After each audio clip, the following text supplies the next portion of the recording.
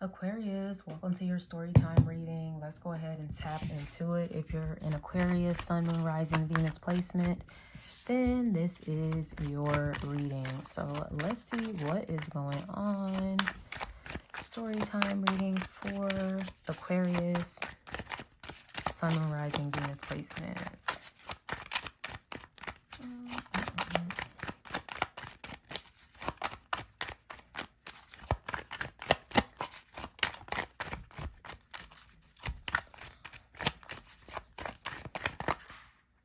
Okay, let's see.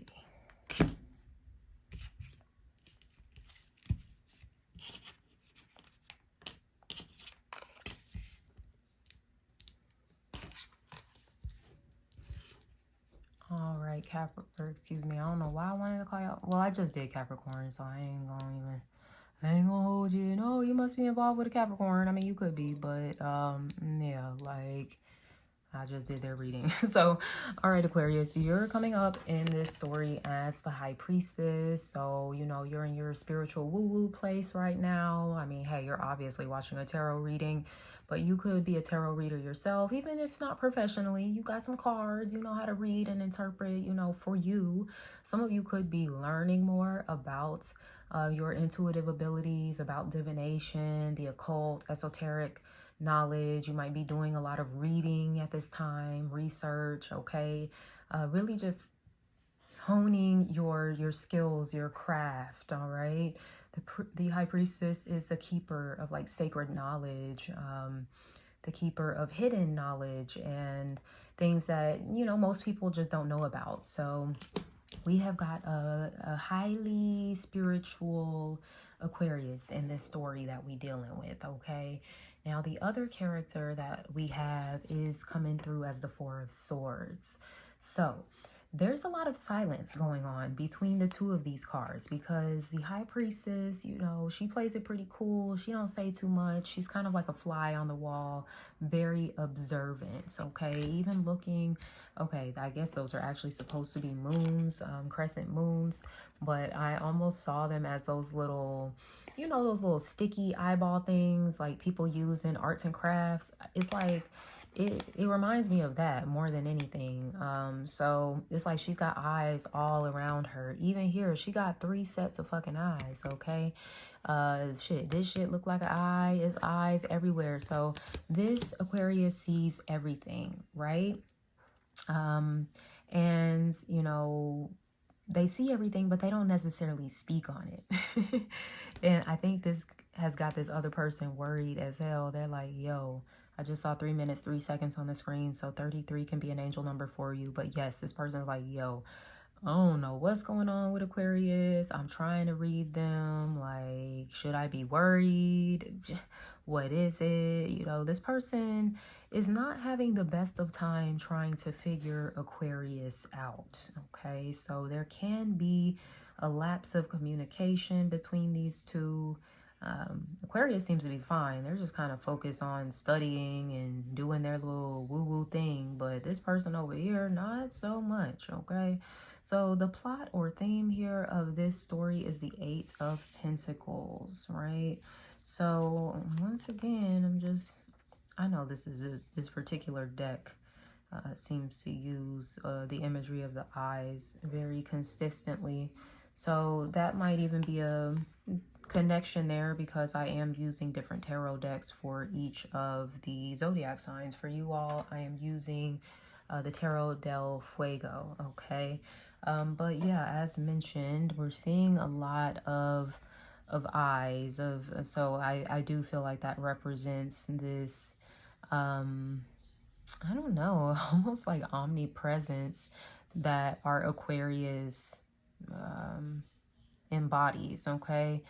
Now with this 8 of Pentacles coming up as a plot or theme, there is something that has taken a lot of time. It's taken dedication, discipline, that could be going back to the studies. Even if, you know, this Aquarius isn't into the spiritual arts, they could be studying medicine or something like that. Whatever it is that they study, okay, has taken a lot of time and discipline Interesting. And I feel like possibly this other person is maybe used to taking some shortcuts, is what I'm getting. But those shortcuts end up harming them more in the long run. So this may be like a situation where Aquarius is kind of modeling or being this example of, you know, discipline, devotion, consistency, right? Being committed to something. So let's see what else we have. As a conflict or challenge, we have the Empress. So this is being able to like birth something, being able to first conceive, right? And then to carry something, to nurture it, so then it can be born into the world. This is so interesting. This is a very interesting storyline coming through because I keep getting there's someone, this is the person in the dynamic that is just used to like maybe instant gratification. And Aquarius is like, yeah, no, that's just not how things work here. You know, it's okay to take your time with something. And that's what the, that is what the conflict or challenge is kind of like taking time. I think it's more so for this other character involved here who is lacking more of that patience, okay? Now, you know, also the Empress coming up as a challenge for our Aquarius, it can suggest that there is a need to kind of come out of hiding, right? The High Priestess is kind of like more of the conception stage of like a pregnancy, and those earlier, you know, months within the pregnancy journey. But it gets to a point, right, where a woman cannot hide that she's fucking pregnant. I know some women, they can. Maybe their bodies are set up a little different to where they can hide it the entire pregnancy. But for the most part, it's going to be very hard to not notice someone that's like, goddamn, 7-8 months pregnant, okay? So that is the stage that, you know, Aquarius is going to be coming into at a certain point, is going to need to lean into after maybe finding a lot of comfort and solace in the retreat.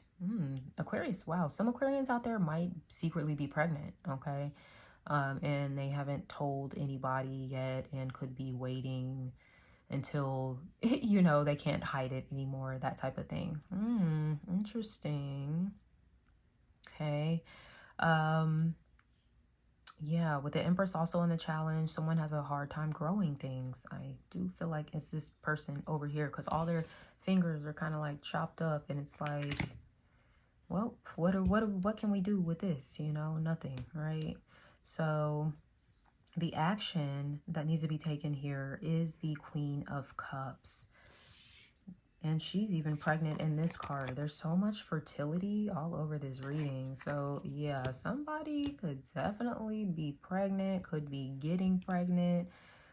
We have a strong water sign coming through here. Cancer, Scorpio, Pisces. We've got Taurus, Libra energy on the table here too. But yes, this Queen of Cups is advising you to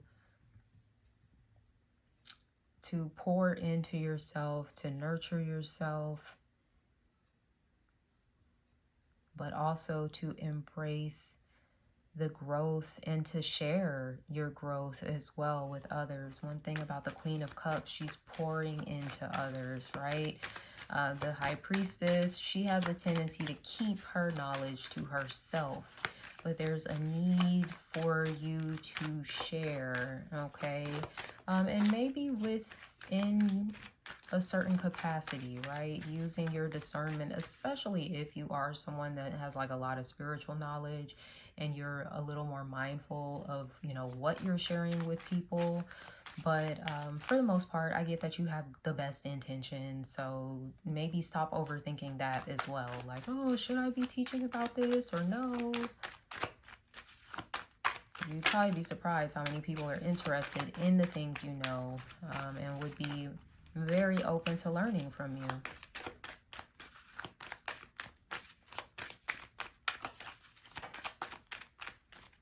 Yeah, I'm seeing maybe some candle magic. Working with herbs and stuff like that. The resolution is the Lovers. Hey, okay. So this is that sharing I was talking about too, though. All right. Sharing is caring. So that is really the theme here. You know, Aquarius has been working hard, learning something, being very diligent in whatever this path is. And they have come to a point where it's time for them to share the wealth of knowledge that they have obtained. Like I said, within your certain capacity, limitations, boundaries, all the things, but there still is a need to share, okay? You know, even if this is someone that's not doing the spiritual thing, the high priestess is someone who tends to be a little more closed off. I like, though, in this particular illustration that she has this open book and it's facing us like she wants us to read it. So there can be an element of this Aquarius needing to maybe be a little bit more of an open book with others. And that could also alleviate this person over here who is maybe a little confused by the Aquarius, not really sure where they stand, what's going on, because there has been kind of a lapse or lack of communication. So I do see that is going to be clearing up. There is going to be an exchange here. Someone could have a choice to make, especially in this particular Lovers card. There's really 3 people here. So someone could have a choice, and that could be the information that the Aquarius is keeping hidden as well. And this other person who's not been in contact with our Aquarius might not know why, okay? But shit, if you cross-watching for an Aquarius, well, now you know why. Because, yeah, there could definitely, if this is a love situation, I can definitely see, like, 2 people or 3 people technically involved in this. So, yeah, and somebody could be pregnant, okay? I don't know. It could be a wifey. The Empress is, like, wifey, main, and then there could be a Queen of Cups that is like the side piece or something like that. Ooh, what y'all got going on? You might need to book a personal reading, okay? But I'm gonna wrap this up here, Aquarius. With that being said, I am sending y'all so much love. Take care. Bye.